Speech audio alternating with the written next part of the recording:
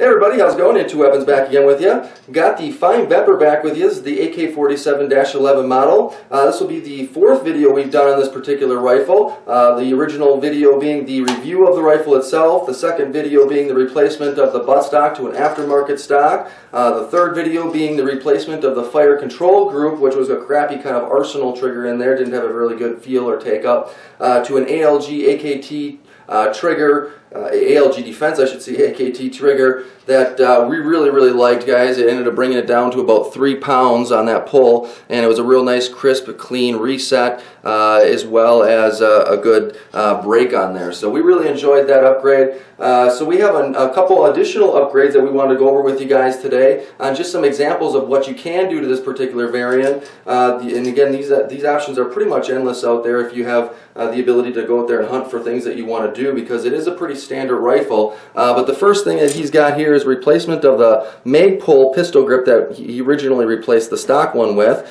to a Hogue over-molded pistol grip that's a little bit more cushiony. It's got the grooves for your fingers in there. It does a little bit of recoil absorption, and it certainly gives you a little bit better handling of the rifle. So we're going to go ahead and test that out today. You'll also notice right above that is we have the Krebs Custom Mark 7 Enhanced Safety Selector, which I have previous experience using the Mark 4 Enhanced Safety Selector. This is the Mark 7, and what that means is it's got this additional lever that runs down to the side where your index finger rests, and you're able to manipulate the safety with the rear of your index finger. So a little bit more efficient on the range, a little bit user-friendly compared to a regular safety selector on an AK style rifle. So that's a really cool upgrade. Now that I'm using it for the first time, I really like this, and I'm probably getting it for a couple of mine as well, because like I said, it really improves that overall handling and efficiency of the rifle.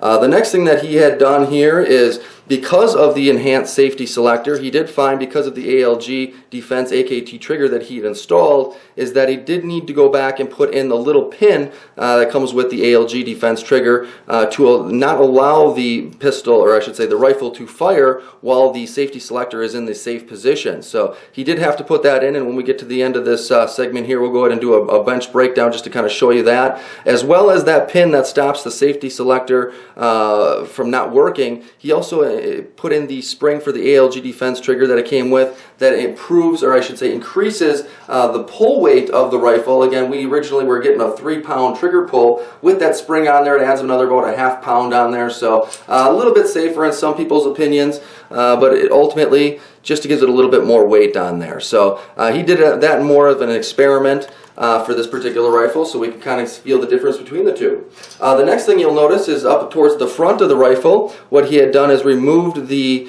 original stock lower handguard, which had an aluminum heat shield in there, and replaced it, and this is a drop-in replacement, guys, so you don't have to do any modifications, with his VEPR 12 lower handguard, and they're exactly the same dimensions. The nice thing about the VEPR 12 lower handguard is that it does come with these side rails that are built into it, integrated side rails, as well as a lower rail for mounting any kind of vertical foregrips or angled foregrips that you want on there. So you can see he's got the Magpul angled foregrip, but on the sides there, then you can add your lasers, your lights, that kind of thing. He's got a sling mount there that he uses in conjunction with the rear on the adapter here for the stock. And then the upper handguard is pretty much just a generic AKM upper handguard by Kyber Defense, I believe is what it is. And you can see it's a little bit of a different finish, but essentially it vents out that heat a little bit. It's got a little bit of a different finish, so he'll try to maybe play with that sometime in the future. But overall, it's just a real simple, easy drop-in replacement. I know there was a question out there whether the upper handguard would accept standard AKM furniture, and that is a fact here that we have found out. So with that being said, that's pretty much the whole overall upgrades that we've done so far to the rifle. What we'll do is we'll give you a quick view of the inside of the receiver, where that trigger sits, and the pin that's in there, as well as the spring that adds the additional weight to the ALG AKT Defense trigger, and then we'll get out to the range and do some shooting.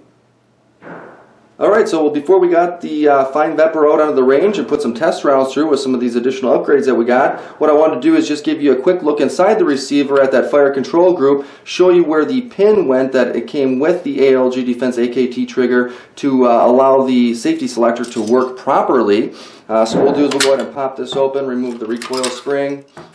pull out the bolt carrier, and hopefully you guys get you a good view of this in here. But essentially what we're looking at is going to be in the back of the fire control group here, right about there. You'll notice a kind of a shinier little spot there, and essentially what that is a hole that ALG Defense provides with the pin that they also provide. And what you have to do is put the pin in there after removing the hammer, and kind of wiggle the safety selector back and forth to kind of verify where you want it to be. Remove everything, file it down, and then put it back in there to the right height. So you may have to remove it a couple times and adjust that height of that pin in there, but once you got it to the right spot, it's very easy, just taps right in.